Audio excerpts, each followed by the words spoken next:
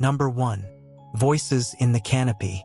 This is the story of an experience I had in Cradle Mountain National Park in Tasmania, Australia, in my early teens. Despite causing no physical injury, it has haunted me into adulthood. I grew up in a family of avid hikers. Both my mother, a botanist, and my father, a biologist for the University of Tasmania, would regularly visit the deepest wilderness areas of Tasmania during their field studies. These trips were disguised as camping and hiking adventures for the family. I never minded, as I was just as passionate about the outdoors as they were, even from a young age. Key word being was, as after what I went through, even 20+ years later, I still refused to return. We lived on a property a short driving distance from Lake St. Clair, a popular tourist destination. This was the only place my parents would allow me to camp and experience the wilderness alone, as long as I brought my German Shepherd with me. He was a former police dog and very well trained. At 12 or 13 years old, I didn't mind. It felt like my own little slice of freedom, in my own little slice of wilderness, despite being surrounded by people. It was easy to ignore them, but as I got older and more brazen, I found myself hounding my parents to let me take my quad bike deeper into the park to camp, to test my own abilities and prove to them that I was capable of doing so and that I wasn't a little kid anymore. It was that overconfidence that led me to that situation and caused me this trauma. I was 15 at the time of the experience, at the age where I thought I was invincible, knew all there was to know, and was untouchable. After asking my parents for what felt like an uncountable number of times and being told no just as many times, I had enough and decided to just go. I told my parents that I and a few friends were going to the lake to camp and do some fishing over the weekend. Instead, I took my tent, my quad, and headed into the reserve. I left just after sunrise to maximize daylight and to make it as far in as I felt comfortable. Once arriving, I set up camp, had some food, and decided to go for an explore. I knew of a spot nearby with a gorgeous rock face where fossils had been found in the past, so I thought I'd try my luck. Shortly into the walk, I realized I'd been turned around and had no idea where I was anymore. At the time, I didn't see it as that big of a deal, as I had a compass and knew that if I headed south, it would take me back to the lake and I could walk from there. However, by this time, it was getting late in the afternoon. So, stupidly, I decided to try my chances and make it back to my camp and quad bike so I wasn't walking back to camp from the lake in the dark. Big mistake. It was about 4:30 p.m., and the sun had begun to dip below the tree line, casting dark shadows across my walking path. That's when the forest went silent. And when I say silent, I mean silent, no wind, no birds, no forest sounds at all, which made my heart rate skyrocket. It was getting dark, and the silence was suffocating.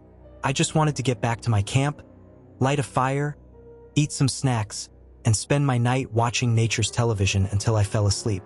That's when, from every direction, I would hear the sound of twigs cracking and something moving in the canopy above me. No big deal, probably birds or other small animals, I thought. But then, as clear as day, "Hey, come here." At first, I felt relieved, as I thought someone along the trails had seen me, noticed I was a bit disheveled, and wanted to help. But looking around, I saw no one.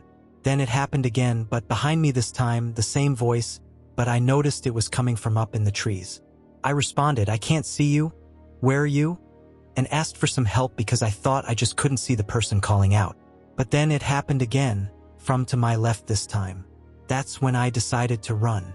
I took off into the brush and ran for a good 2 minutes before I stopped to catch my breath and look at my compass to start making my way towards the lake. I was terrified but felt I had covered enough distance that I wasn't in immediate danger. But seconds after checking my compass and starting to walk, I heard it again, "Hey, come here," but this time it was right behind me. I spun around and saw absolutely nothing, so I began sprinting again and didn't stop. The last thing I heard before bursting out of the trees onto the lakefront was the most evil, demonic laugh I had ever heard. It sounded like 3 people laughing at once.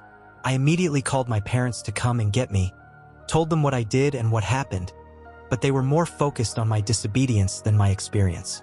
The moment they picked me up was the first time I felt relief, and I cried the whole drive home. I didn't sleep properly for days. My dad went and picked up my quad and tidied up my camp. Since that day, I haven't stepped foot away from the lake. If anyone has had an experience like this, I'd love to hear it because it took my passion from me. I miss being out away from society, but I can't bring myself to do it. Number 2. Creepy thing happened when driving home at night.